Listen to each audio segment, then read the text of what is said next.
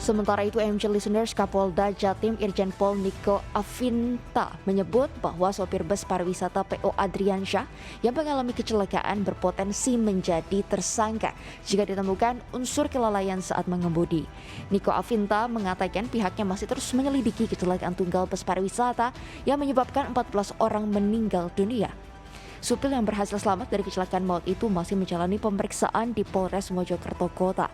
Berdasarkan hasil pemeriksaan sementara, diketahui jika supir mengantuk saat mengemudi. Kita akan dengarkan keterangan Kapolda Jawa Timur Irjen Pol Niko Afinta berikut ini. Kami pastikan yang bersangkutan juga mengakui sementara memang mengantuk, tapi akan kami dalami. Sang supir berpotensi jadi tersangka ya? Betul, karena kelalaiannya mengakibatkan orang lain meninggal dunia ya. Oke, Lalu apakah kecelakaan di jalan raya tidak selalu terulang? Apakah infrastruktur jalan, terutama jalan tol, menjadi penyebab abai bagi semua pihak atau ada faktor lain yang menyebabkan kecelakaan terus berulang? Saat ini saya sudah terhubung dengan Ketua Advokasi dan Kemasyarakatan Masyarakat Transportasi Indonesia MTI Pusat, Joko Setijowarno. Selamat pagi Pak Joko. Selamat pagi Mbak Mercy.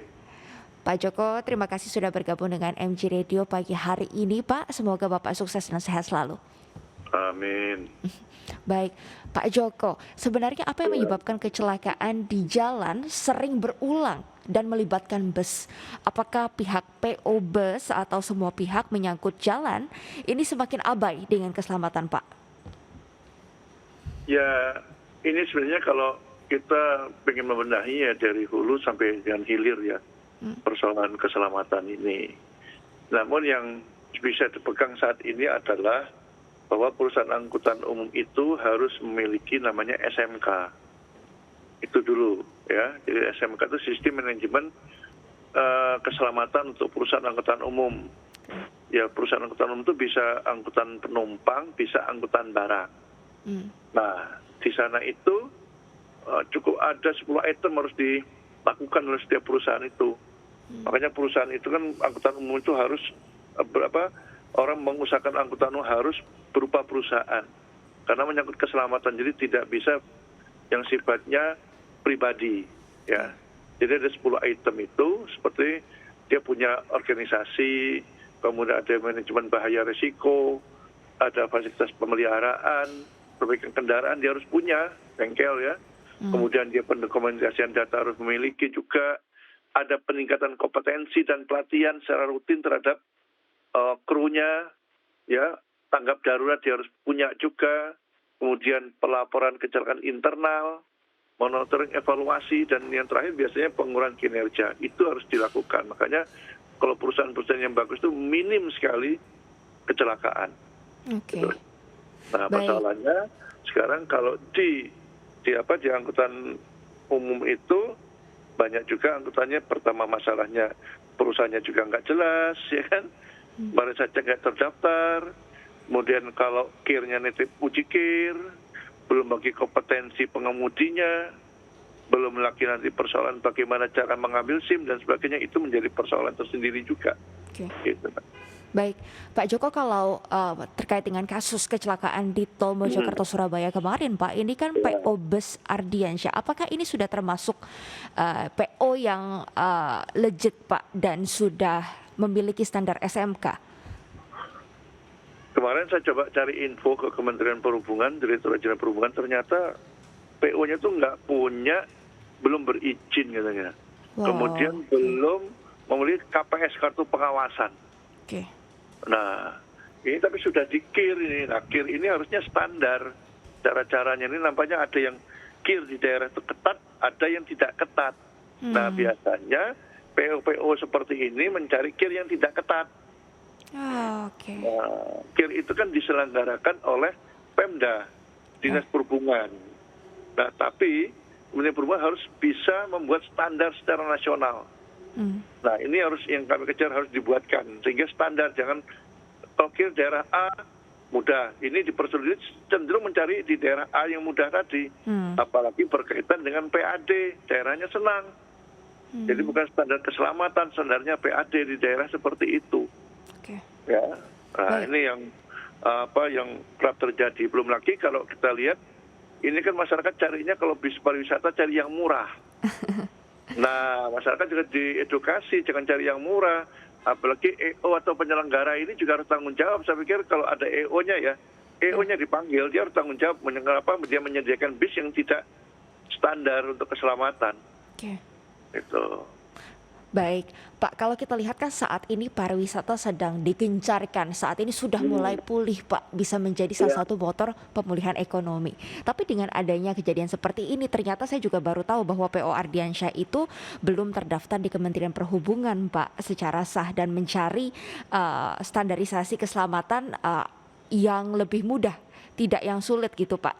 Nah, ini bagaimana Pak supaya mencegah kejadian serupa terulang lagi? Apakah ada kebijakan dari pemerintah yang bisa dilakukan atau ada tindakan apa nih Pak yang bisa dilakukan untuk mencegah kecelakaan seperti ini terjadi lagi Pak? Ya, ini kejadian PO pariwisata di Jawa ya. Ya. Di luar Jawa itu PO pariwisata itu bis bekas di Jawa.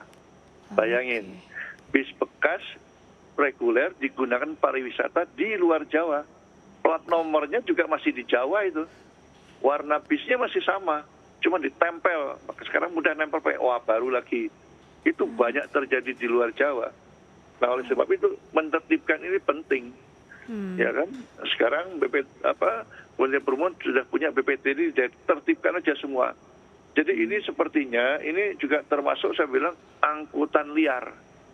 Angkutan liar itu ada yang sifatnya yang resmi, ini juga tidak resmi juga.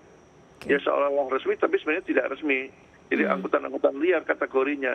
Nah, ini harus segera diterapkan di saat kita menaikkan performa untuk pariwisata, tapi tidak disertai dengan angkutan pariwisata yang berkeselamatan. Belum lagi nanti bicara sistem manajemen keselamatan, jauh dari harapan itu kalau sudah seperti ini. Ya, pengemudinya juga ada standar itu. Selain pengemudi, selain dia SIM-nya juga diperketat, ya, juga dia harus punya sertifikasi pengemudi angkutan umum. Itu karena dia menyangkut membawa banyak orang kan, bagaimana mengemudi dengan benar, gitu kan. Di samping itu juga kita bicara kalau di jalan tol, kondisi jalan tolnya sendiri. Jangan terlalu banyak pasang tiang-tiang yang kuat-kuat, itu bahaya itu. Ya, dulu kita masih ingat ada PO lontong lontong sayur itu tahun 2016 kecelakaan itu kan, dia tabrak tiang menyangga di tengah. Akhirnya sekarang JPO dilarang membuat tiang di median, sudah hilang. Tetapi di pinggir itu jangan dikasih tiang-tiang kuat-kuat yang masang ini, nggak boleh, bahaya itu. Menimbulkan hazard gitu. Baik. Berarti dari sisi jalan juga Pak, pengelola jalan tolnya ini harus memperhatikan ya Pak, di pinggir jalan nih jangan banyak tiang kuat-kuat karena kalau kecelakaan itu bahaya ya Pak. Iya, jadi kita dapat meminimum tingkat fatalitasnya. Ya, itu apalagi ini sisi lain juga bis-bis itu, kecuali bis perkotaan ya, itu wajib pakai seat belt penumpangnya. Itu sudah lama aturannya, tapi belum dilaksanakan juga. Nah, sekarang diketati lagi semuanya, bis-bis yang seluruh ciri perkotaan, bis kota nggak usah, tapi antar kota wajib harus ada dan harus digunakan. Kalau kita naik pesawat itu kan kita gunakan seat belt, kecuali kalau kita ke toilet aja kan ya. Tidur aja harus dipakai gitu kan. Di kapal baru sebagian lah diberi informasi kapal-kapal ini kan, tapi kalau kapal gantung juga yang seatbeltnya yang mana gitu kan, pelampung dan sebagainya. Tapi ini untuk bis saya kira tadi kan rata-rata dia terlempar, kecelakaan dia terlempar keluar. Ya, nah ini sebenarnya kalau antar kota bukan hanya bis pariwisata, mobil biasa pun kan sudah disediakan, itu harus digunakan. Ini harus gencarkan kampanye lagi.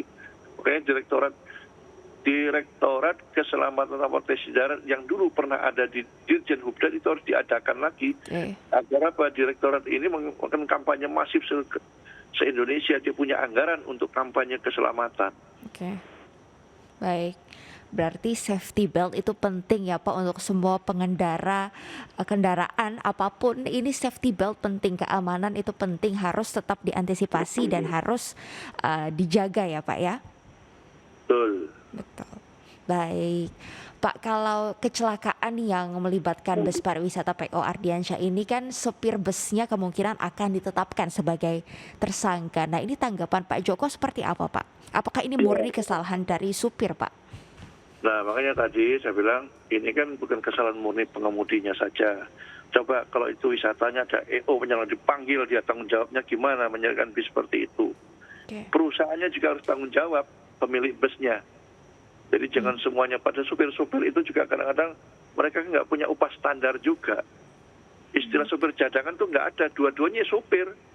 Kalau ada supir cadangan berarti ada SIM cadangan nanti kan, ya nggak boleh. Dan dua supir tuh kompetensinya harus sama. Ah, Gitu. Itu Baik. yang harus dilakukan sekarang. Mulai sekarang ini jelas pariwisata makin meningkat, tapi kecelakaannya jangan meningkat juga. Belum lagi tempat istirahat bagi pengemudi ini wajib. Ini tugasnya Kementerian Pariwisata.